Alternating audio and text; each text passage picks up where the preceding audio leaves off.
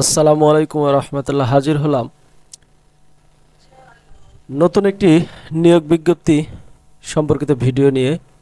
আজকের এই ভিডিওতে আমরা আপনাদের মাঝে তুলে ধরব নব থিয়েটার বিজ্ঞান ও প্রযুক্তি মন্ত্রণালয়ের পুনঃনিয়োগ বিজ্ঞপ্তি এর A to Z তথ্য নিয়ে।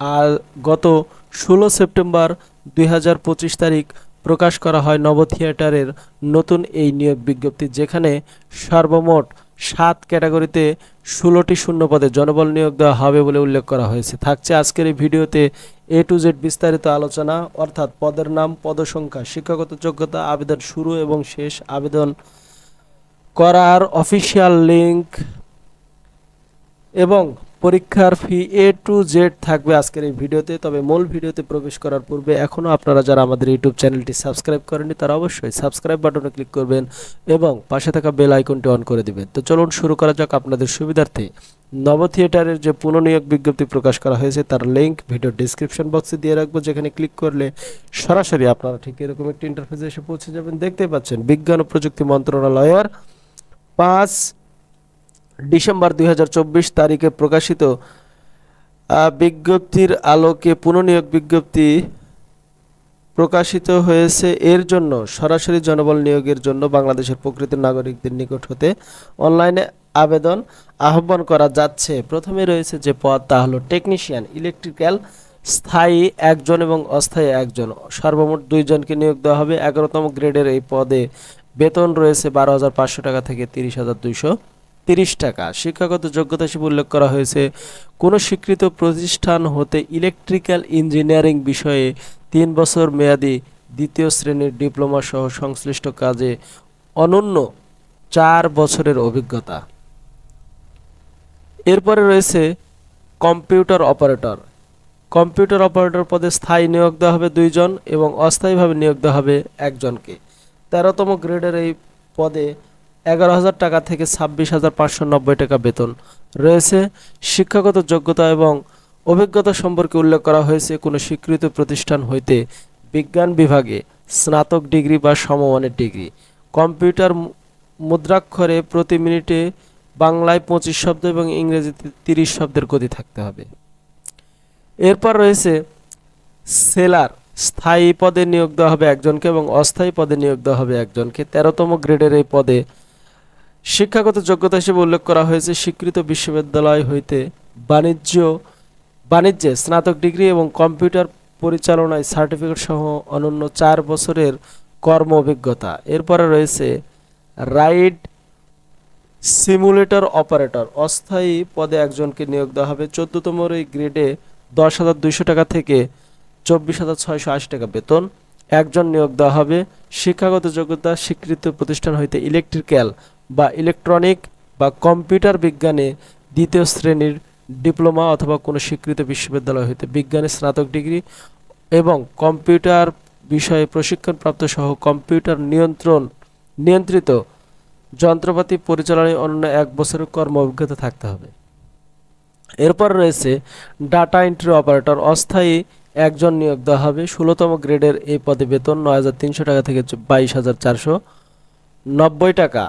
শিক্ষাগত যোগ্যতা কোনো স্বীকৃত বোর্ড হইতে উচ্চ মাধ্যমিক সার্টিফিকেট বা সমমানের পরীক্ষায় উত্তীর্ণ, অর্থাৎ HSC। কম্পিউটার মুদ্রাক্ষরে প্রতি মিনিটে বাংলায় 20টি শব্দ এবং ইংরেজিতে 20টি শব্দের অভিজ্ঞতা থাকতে হবে।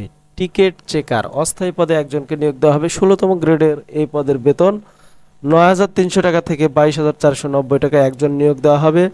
শিক্ষাগত যোগ্যতা কোনো স্বীকৃত বোর্ড হতে উচ্চ মাধ্যমিক সার্টিফিকেট বা সমমানের পরীক্ষায় উত্তীর্ণ, অর্থাৎ HSC পাস। এরপর রয়েছে অফিস সহকারী। স্থায়ী নিয়োগ দেওয়া হবে 4 জনকে এবং অস্থায়ী নিয়োগ দেওয়া হবে 2 জনকে। 20তম গ্রেডের এই পদে বেতন 8,250 টাকা থেকে 20,010 টাকা। সর্বমোট 6 জনকে নিয়োগ দেওয়া হবে। শিক্ষাগত যোগ্যতা হিসাবে উল্লেখ করা হয়েছে 8ম শ্রেণী উত্তীর্ণ। সর্বমোট 16 জনকে নিয়োগ দেওয়া হবে এই নিয়োগ বিজ্ঞপ্তির আলোকে। এবারে আসুন অনলাইনে আবেদন শুরু এবং শেষের তারিখ।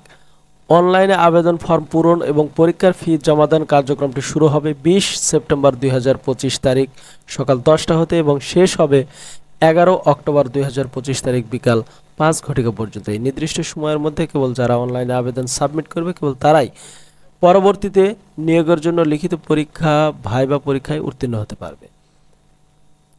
এবার আসুন আবেদন ফি বা পরীক্ষার ফি বাবদ কত টাকা কোন পদের জন্য প্রদান করতে হবে। 1 নম্বর পদের জন্য টেলিটক চার্জ সহ 168 টাকা প্রদান করতে হবে এবং 2 থেকে 6 নম্বর পদের জন্য 112 টাকা প্রদান করতে হবে এবং 7 নম্বর পদের জন্য 56 টাকা প্রদান করতে হবে। এটা অবশ্যই অ্যাপ্লাই করার 72 ঘন্টার মধ্যেই কিন্তু সম্পাদন করতে হবে। এবারে আসুন আপনারা কোন ওয়েবসাইট ব্যবহার করে অনলাইনে আবেদন কার্যক্রমটি সাবমিট করবেন। এখানে খুব সুন্দর করে কিন্তু উল্লেখ করা হয়েছে যে http://novotheater.teletalk.com.bd। আপনাদের সুবিধার্থে ভিডিওর ডেসক্রিপশন বক্সে কিন্তু আমরা এই লিঙ্কটি দিয়ে রাখবো, যে লিঙ্কে ক্লিক করলে সরাসরি এরকম একটি ইন্টারফেসে কিন্তু আপনারা পৌঁছে যাবেন। দেখতে পাচ্ছেন Novo theatre, ministry of science and technology, www.novotheater.gov.bd। এখানে যে নিয়োগ বিজ্ঞপ্তিটি দেওয়া রয়েছে তা কিন্তু 2024 সালের, হ্যাঁ এটা 2024 সালের নিয়োগ বিজ্ঞপ্তি দেওয়া রয়েছে। যেহেতু কত তারিখ থেকে 20 সেপ্টেম্বর 2025 তারিখ সকাল 10টা থেকে কার্যক্রমটি শুরু হবে। তাই এইখানে আপনারা 20 তারিখ যেদিন হবে সেদিন থেকেই এখানে কিন্তু ট্রাই করতে পারবেন ইনশাল্লাহ। এর আগ পর্যন্ত ট্রাই করলে আপনারা কিন্তু পূর্বের নিয়োগ বিজ্ঞপ্তিটি দেখতে পারবেন। আশা করি আপনারা এই নিয়োগ বিজ্ঞপ্তির A to Z তথ্য খুব সহজে বুঝতে পেরেছেন এবং যারা আপনাদের পছন্দক্রম অনুযায়ী পদে আবেদন করতে চান তারা অবশ্যই 20 তারিখের পর থেকে ট্রাই করবেন। আজ নিয়োগ বিজ্ঞপ্তি সম্পর্কিত এই ভিডিওটি আর দীর্ঘায়িত না করে এখানে শেষ করতে চলেছি। আপনাদের জন্য পরবর্তী আপডেট গুরুত্বপূর্ণ তথ্যগুলো পেতে বা ভিডিওগুলো পেতে অবশ্যই আমাদের ইউটিউব চ্যানেলটি সাবস্ক্রাইব করতে ভুল করবেন না। ভালো থাকবেন, সুস্থ থাকবেন। আসসালামু আলাইকুম ওয়া রাহমাতুল্লাহি ওয়া বারাকাতুহু।